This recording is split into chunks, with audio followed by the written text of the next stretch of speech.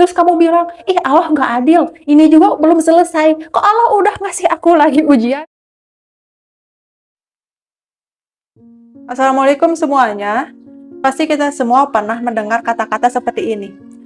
Roda kehidupan akan terus berputar. Yap, kata-kata itu benar, tetapi seringkali penempatannya yang salah.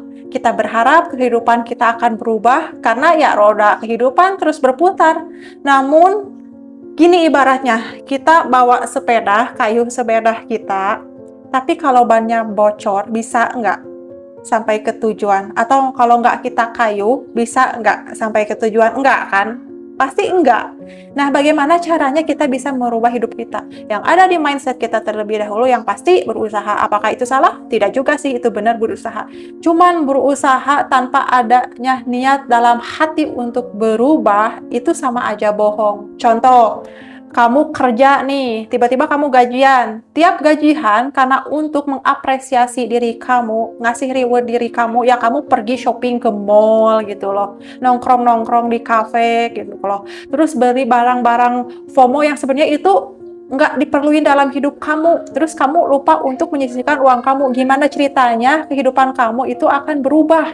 Sampai kapanpun itu nggak akan pernah berubah. Jadi selain dari berusaha alias bekerja keras bagi kamu yang katanya siang dan malam itu, coba dong pola pikirnya atau mindsetnya juga harus ikut dirubah. Kalau nggak dirubah sampai kapanpun nggak akan pernah berubah. Dan ini sering salah kaprah. Ibarat lagu mah kayak gini lah.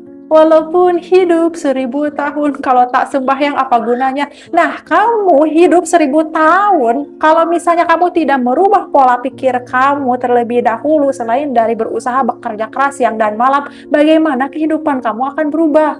Dan yang paling penting adalah prasangka kamu terhadap Allah. Apakah prasangka kamu jelek terus ke Allah? Misalnya, Allah kasih kamu ujian, terus kamu bilang, ih Allah nggak adil, ini juga belum selesai. Kok Allah udah ngasih aku lagi ujian? Ya karena kamu belum punya kesadaran diri, yang akhirnya kamu diremedial terus.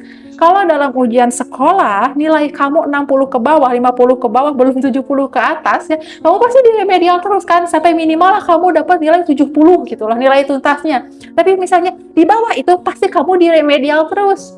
Kayak gitu. Dan untuk supaya kamu tidak diremedial, kamu harus punya kesadaran diri. Dan kesadaran diri ini adalah hal yang paling sulit untuk manusia lakukan. Karena apa? Manusia itu selalu terbelenggu dan mengedepankan egonya. Kalau misalnya egonya tidak terpenuhi, itu tidak puas. Ya, itulah manusia makhluk yang tidak pernah puas akan sesuatu.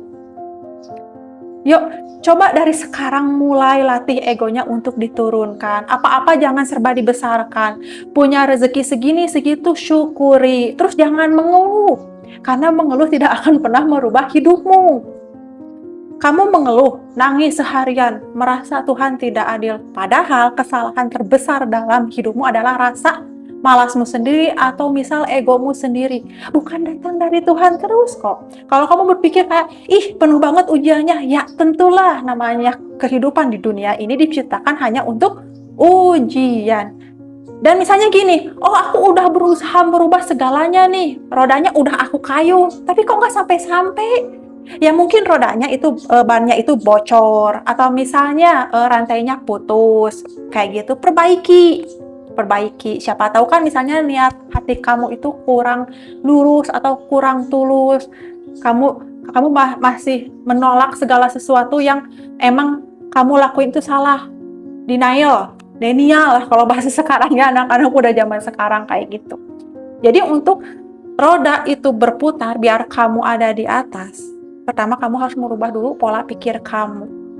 Berusaha semaksimal, semampu yang kamu mau. Yakini Allah, yakini. Itu kunci utama dalam hidup, yakini Allah. Tapi seringkali karena ketika kita melihat kehidupan orang lain, kita tidak yakin kepada Allah karena ya udah sih dia memang kaya, takdirnya kita mah miskin. Padahal nggak kayak gitu loh, nggak kayak gitu. Walaupun Allah itu sutradara yang memiliki segalanya, pengatur segalanya, tapi kita dapat merubah haluan hidup kita sesuai dengan kemauan kita. Kamu pernah dengar nggak? Allah itu nggak akan pernah merubah nasib suatu kaum kalau kaumnya itu nggak mau merubah nasibnya sendiri.